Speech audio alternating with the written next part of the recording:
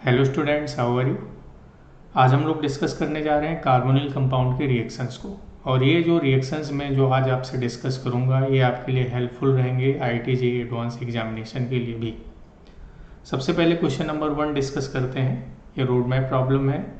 एक compound A है, ए पर ओजोनोलिसिस कराया गया जिंक वाटर के साथ तो कंपाउंड बी बना, बी पर NaOH से सी बना, फिर सी पर हाइड्रोजनेशन कराए तो डी बना। इस तरह से एक पूरा प्रोसेस कराया गया तो हमें F तक पहचानना है। और आप देखिए F जो कंपाउंड है उसका क्लोरिनेशन कराने पर हमें एक सिंगल आइसोमर मिलता है। मींस F का मोनो क्लोरिनेशन जब हमने कराया तो हमें एक ही आइसोमेरिक कंपाउंड मिला। ठीक है, तो जो F है, इस तरह की जो प्रॉब्लम्स होती है ना जिसमें हमें A से लेके ABCDEF जो आइडेंटिफाई करना रहता है या जितने सारे भी प्रोडक्ट दिए जाएँ वो हमें आइडेंटिफाई करना रहता है, तो हम उसको अगर बैक साइड से करें तो हमें ज़्यादा आसानी से आंसर मिल जाएगा।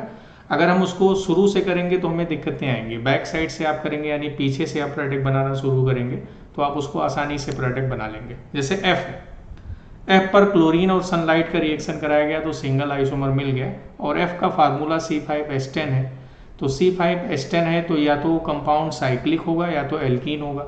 बट एल्कीन पर अगर हम कराएंगे C5H10 पर तो हमें मोनोक्लोरिनेशन यानी सिंगल आइसोमर प्रोडक्ट नहीं बनेगा। इट मीन्स जो F होगा, F एक साइक्लिक कंपाउंड होगा। तो जो F होगा, F का जो स्ट्रक्चर होगा वो ऐसे हो जाएगा, F इज दिस वन। अब आप देखिए F में सारे कार्बन आइडेंटिकल हैं, सब CH2 हैं। तो अगर मैं इसका कहीं क्लोरिनेशन कराऊंगा तो सब एक ही जगह मिलेगा। अगर मैं F का क्लोरिनेशन कराऊंगा तो क्लोरीन इन पांचों कार्बन पर कहीं भी आ सकता है, सब आइडेंटिकल प्रोडक्ट होंगे। F की एक पॉसिबिलिटी एल्कीन भी थी, ऐसे 5 कार्बन की एल्कीन, पर इसका मैं क्लोरिनेशन कराऊंगा तो कई जगह प्रोडक्ट मिल सकता था, यहाँ भी, यहाँ भी, यहाँ भी। तो इसलिए ये ओपन चेन वाली एल्कीन नहीं होगी। F एक साइक्लिक कंपाउंड ही होगा और जो कि वो साइक्लोपेंटेन होगा। वो मिथाइल साइक्लोब्यूटेन भी नहीं हो सकता है, क्योंकि मिथाइल साइक्लोब्यूटेन में डिफरेंट पोजीशन पर अगर मैं इसका क्लोरिनेशन कराऊंगा तो यहाँ भी हो सकता है, यहाँ भी, यहाँ भी, यहाँ भी, यहाँ भी, यहाँ कई प्रोडक्ट बन सकते हैं, इसलिए ये नहीं होगा। तो अपने को F कंफर्म हो गया, F इज ए साइक्लोपेंटेन। अब F E से बना था, ये आप देखिए E पर जब हमने सोडा लाइम का रिएक्शन कराया था तो F बना था। इट मीन जो E था वो कार्बोक्सिलिक एसिड था। इट मीन जो E होगा वो ऐसे होगा, is cyclopentane carboxylic acid like this. यही E रहा होगा। ठीक है, और E जो बना वो क्रोमिक एसिड से बना। E जो बना वो D पर क्रोमिक एसिड के रिएक्शन से बना। क्रोमिक एसिड का रिएक्शन हम जब कराएंगे किसी कंपाउंड पर तो कार्बोक्सिलिक एसिड तभी बनेगा जब कंपाउंड में 1 डिग्री अल्कोहल मौजूद हो। इट मीन जो D था, D का स्ट्रक्चर ऐसे हो सकता है भाई, 1 डिग्री अल्कोहल होगा। इट मीन्स ये ऐसे रहा होगा, CH2OH ऐसे रहा होगा, तभी ये बना। अब अपने को D, E और F पता चल गए। ठीक, अच्छा अब हम A पर आ जाते हैं, A की तरफ आ जाते हैं। A एक कंपाउंड था जिसका फार्मूला C6H10 था और A का जब हमने ओजोन और जिंक वाटर से रिएक्शन कराया तो B बना ये। तो C6H10 है फार्मूला। इट मीन्स कंपाउंड जो होगा ना वो या तो एल्काइन है या तो साइक्लिक एल्कीन है। एल्काइन होगा या तो क्या होगा, साइक्लिक एल्कीन होगा। अब ओजोन से रिएक्शन कराए तो जो B से एक ही प्रोडक्ट मिला, मीन्स A जो है एक साइक्लिक एल्कीन है। तो C6H10 जो होगा वो ऐसे हो जाएगा। आप देखिए ये C6H12 होता है, डबल बॉन्ड लगा दिया तो C6H10 हो गया। अब अगर मैं इस पर जिंक का रिएक्शन करा दूं, ओजोन का रिएक्शन जिंक वाटर के प्रेजेंस में, तो जो अपने को B मिलेगा वो ऐसे मिल जाएगा। B जो मिलेगा वो ऐसे हो जाएगा, this is CHO and this is CHO, B हो गया। अब B पर NaOH का रिएक्शन कराया गया हीट के प्रेजेंस में, तो इट मीन्स ये एल्डोल कंडेंसेशन रिएक्शन है, carbonyl compound with alpha hydrogen. तो एक से O निकला, यहाँ भी H था, आप देखिए यहाँ भी H है, H यहाँ लिख देते हैं। तो एक से O निकल गया और एक से H2 निकल गया। तो आप क्या करेंगे, इस अल्फा कार्बन पर 2 हाइड्रोजन है ऐसे। अब यहाँ पर टोटल ओवरऑल वाटर निकल जाएगा ऐसे, H2O निकल गया। अब जो C बना वो ऐसे बन जाएगा,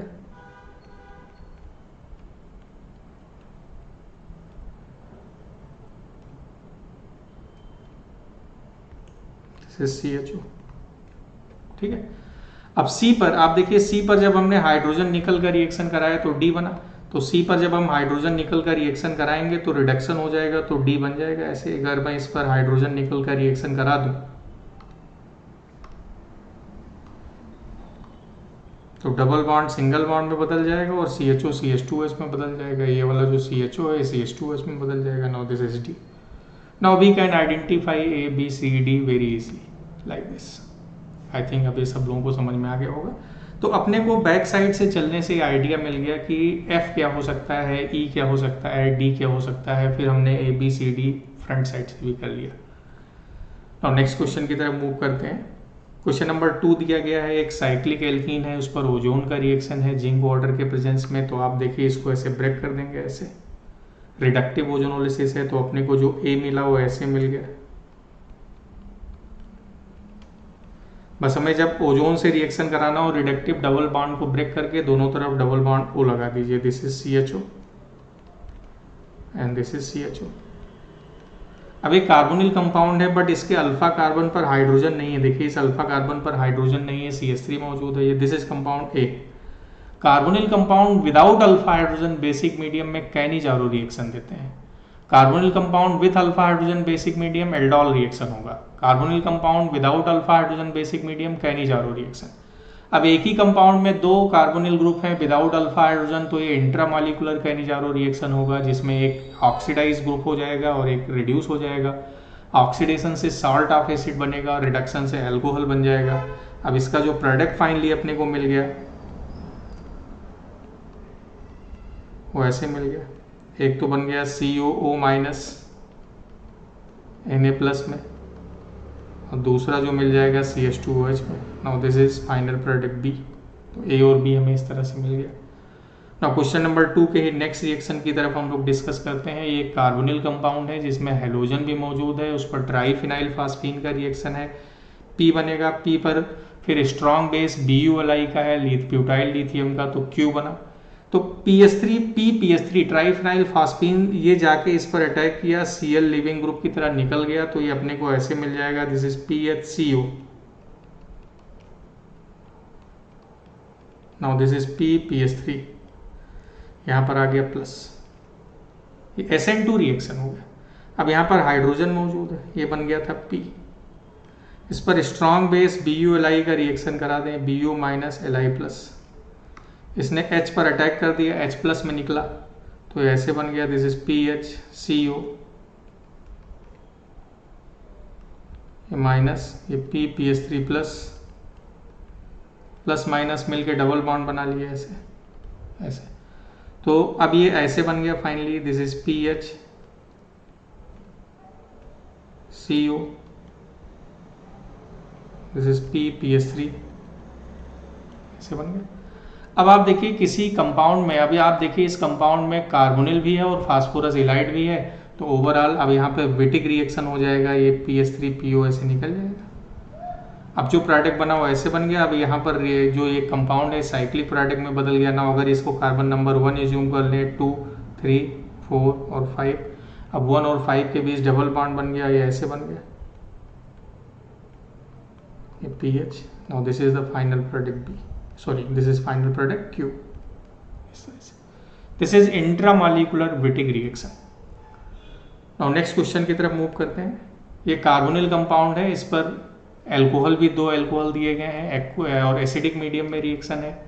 इसका प्रोडक्ट पूछा जा रहा है। तो आप देखिए जब इस पर H प्लस का रिएक्शन पहले होगा तो H प्लस कार्बोनिल के O पर जाके रिएक्ट कर लिया, O ने अपना लोन पर H प्लस को ऐसे दे दिया ऐसे, तो ये ऐसे बन गया।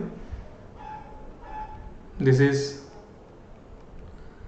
डबल बॉन्ड O पर आ गया plus, this is CH2OH and this is OH। अब आप देखिए O का जो लोन पेयर है वो जाके इस पर अटैक कर दिया और O प्लस इलेक्ट्रॉन लेके न्यूट्रल हो गया, तो फाइनली H प्लस निकल जाएगा। यहाँ वाला, ये वाला H प्लस निकल जाएगा, क्योंकि ये जब O इलेक्ट्रॉन देगा तो इस O पे प्लस आ जाएगा, H प्लस निकल के न्यूट्रल हो जाएगा। अब ये ऐसे बन गया।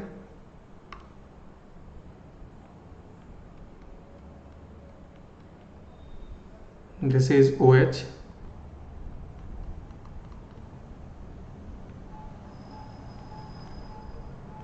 This is O this is OH। अब इस पर फिर से H प्लस का रिएक्शन है। अब H प्लस अटैक करेगा तो यहाँ ये वाला OH वाटर के फॉर्म में निकल जाएगा, ये H2O, और ये जब ये H2O निकल गया तो ये ऐसे बना,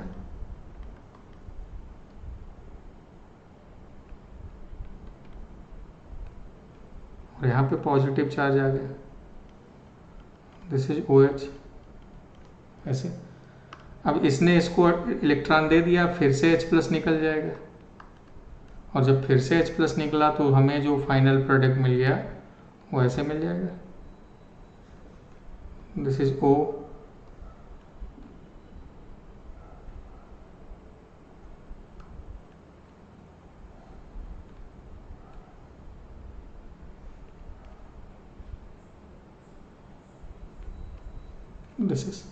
This is the final product of the reaction.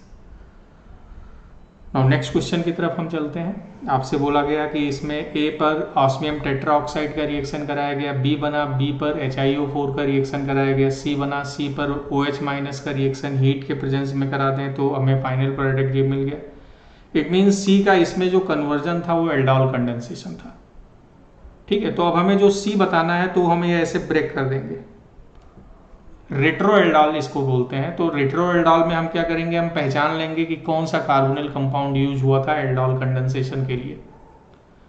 तो इट मीन्स इस एल्डोल कंडेंसेशन में एक कार्बोनिल के अल्फा कार्बन से H2 निकला होगा और एक कार्बोनिल का O निकला होगा। यहाँ पर हाइड्रोजन है यहाँ पर, तो इट मीन्स यहाँ से O निकला है और यहाँ के अल्फा कार्बन से H2 निकला है। तो जो C बना होगा वो ये रहा होगा, C will be like this, this is CH2 CHO, यहाँ पर दो हाइड्रोजन रहे थे ऐसे, और जो दूसरा बना होगा वो ऐसे बना होगा, दिस इज CHO। और आप देखिए यही C था, तभी तो ये O और H ऐसे निकले थे ऐसे, मैं यहाँ देखिए प्रोडक्ट बन गया था। उम्मीद है अब सब लोगों को क्लियर हो गया होगा। या मैं अब इसको ऐसे भी लिख सकता हूँ, we can write C like this,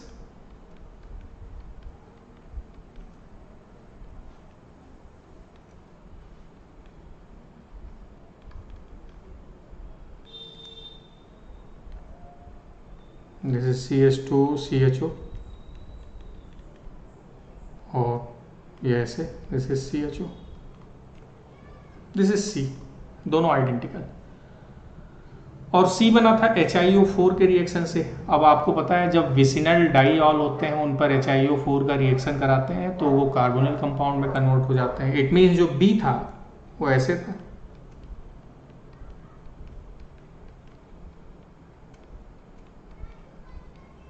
वो ये ऐसे रहा होगा, this is OH and OH like this, ये B रहा होगा, ठीक है। तो इस तरह से हम पहचान गए कि ये B था। इसका मतलब जो A रहा होगा, A एक साइक्लिक एल्कीन था, वो ऐसे इस तरह से। अगर किसी साइक्लिक एल्कीन पर हम ऑस्मियम टेट्राऑक्साइड का रिएक्शन कराएं या किसी भी एल्कीन पर ऑस्मियम टेट्राऑक्साइड कराएंगे तो डबल बॉन्ड पर दो OH ग्रुप आ जाएंगे। अगर हमने इस पर ऑस्मियम टेट्राऑक्साइड का रिएक्शन करा दिया तो डबल बॉन्ड पर दो OH ग्रुप आ जाएंगे। तो आप देखिए हमने बैक साइड से इस रिएक्शन को प्रोसीड कराया, आसानी से अपने को प्रोडक्ट मिल गया। नाउ नेक्स्ट क्वेश्चन की तरफ डिस्कस करते हैं। एक कार्बोनिल कंपाउंड है, उस पर हाइड्रोक्सिल एमीन का रिएक्शन कराया तो A बना। इस पर हाइड्रोक्सिल एमीन का जब हमने रिएक्शन कराया तो ओवरऑल O अमोनिया डेरिवेटिव का कार्बोनिल कंपाउंड से रिएक्शन कराने पर हमें ऑक्सीन मिल जाता है। तो जो अपने को A मिल गया वो ऐसे मिल गया, this is double bond NNOH, this is compound A। और किसी ऑक्सीन पर जब हम एसिड का रिएक्शन, लुईस एसिड का रिएक्शन या प्रोटॉन एसिड का रिएक्शन कराते हैं तो जो ऑक्सीन होता है वो N सब्स्टिट्यूटेड एमाइड में कन्वर्ट हो जाता है, उसको हम बेकमैन्स रीअरेंजमेंट बोलते हैं। तो A का B में जो कन्वर्जन है वो बेकमैन्स रीअरेंजमेंट है।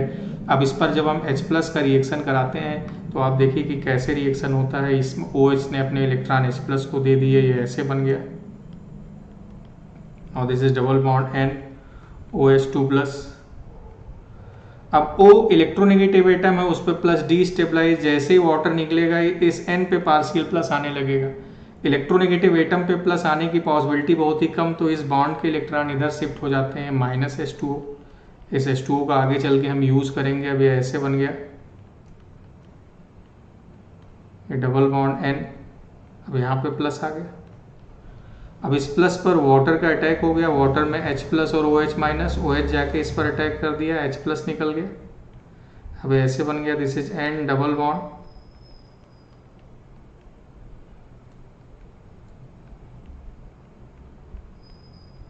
OH, इनॉल बन गया। इनॉल अब कीटोन में कन्वर्ट हो जाएगा। Now this is N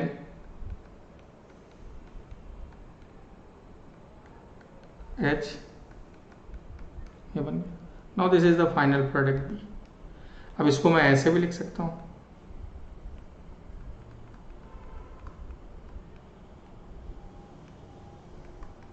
this is CONH। ये पोजीशन नंबर 1 एज्यूम कर लें, 2 3 4 5 6 और 7। तो आप देखिए वही है, दिस इज 1 2 3 4 5 6 और 7। तो इस तरह से हम आइडेंटिफाई कर लेंगे।